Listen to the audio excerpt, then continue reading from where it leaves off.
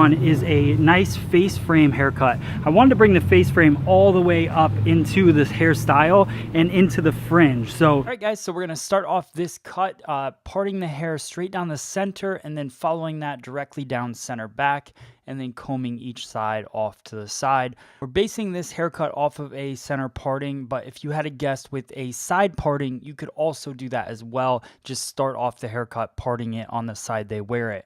Now we're going to create a V shape on the front fringe, and basically the way that I determine how far I want that V to go is where do I want the bangs to stop. So I go all the way out to the edge of the eyebrow, and then I braid that section down. You don't have to do this with your guests. You could twist it up. Sometimes that braid annoys people if it's hanging right in front of their face, but sometimes a braid works really well to section off hair instead of using a clip.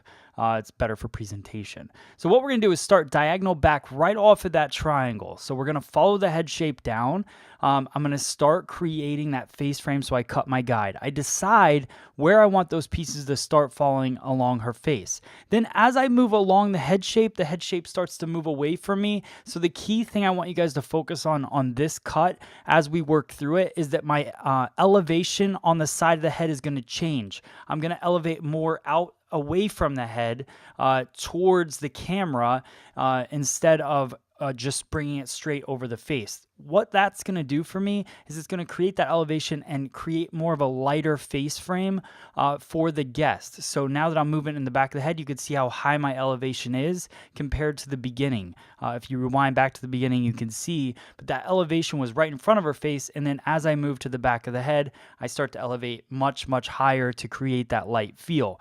Now, this works for clients that have a super heavy amount of density as you're working through the head shape. But if they have really fine hair, you don't have to elevate as high because you don't want to take out too much weight as well. Also in the front, I grab my guide from a previously cut section. So I just kind of pull a piece over from the opposite side and then I start cutting, and I do the exact same thing. We're mimicking the haircut on this side. The reason we're able to mimic the haircut is because it's parted in the center. If it was parted on one of the sides, then I would definitely make sure to adjust my elevation based on the lower density side and the higher density side. I would do definite higher elevation on the higher density side or the side that you part over to. So now we're going to comb out that fringe area, and we're going to grab one of my favorite tools. This is the carving comb from Donald Scott. I use the 100% carve side. This is available on freesaloneducation.com. It's the best $35 tool you'll ever buy. I'm using the wide tooth version of it, and I just go through with a heavy stroke and create that broken fringe that I'm going to detail later in the dry cut. So then I add my Bricado foam or Bricado mousse to the haircut, and I blow it dry. I'm using a flat wrap technique for the most part, just kind of working the hair all the way around the head and keeping that nozzle aimed down. The reason you have shiny hair is because the cuticle lays nice and flat and it allows the sun to reflect off of it. So if you want to create shiny, smooth hair, you got to keep that nozzle and the air flowing over top of the hair. You don't want to rough it up too much. So then I go through, use my Bricado VibraStraight iron.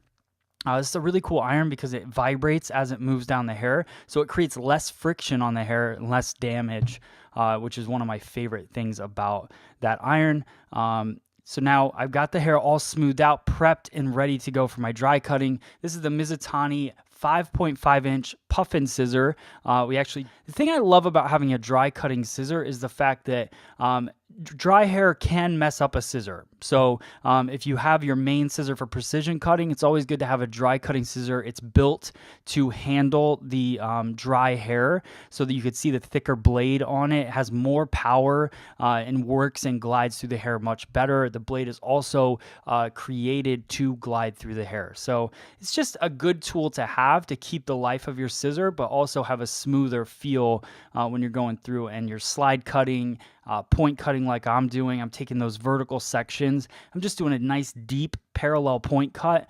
What that does is it doesn't take out a ton of weight, but just softens the edges, softens the ends of the hair to make them lay really nice and soft in the haircut. I do a little bit of a kind of concave, I guess. Kind of whip the hair up a little bit and just detail the ends.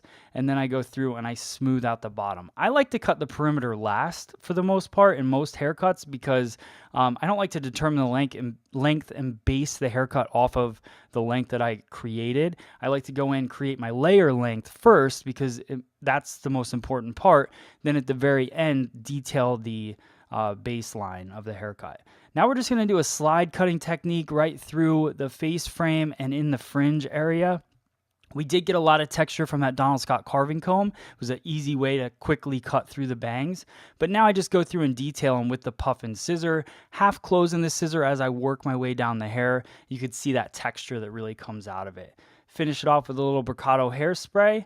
And that is our finished look. I hope you guys liked this video. I know it was short and sweet. Definitely watch it a couple times. You'll pick up different things. But I hope you like it. Let me know in the comments below. And thanks for watching.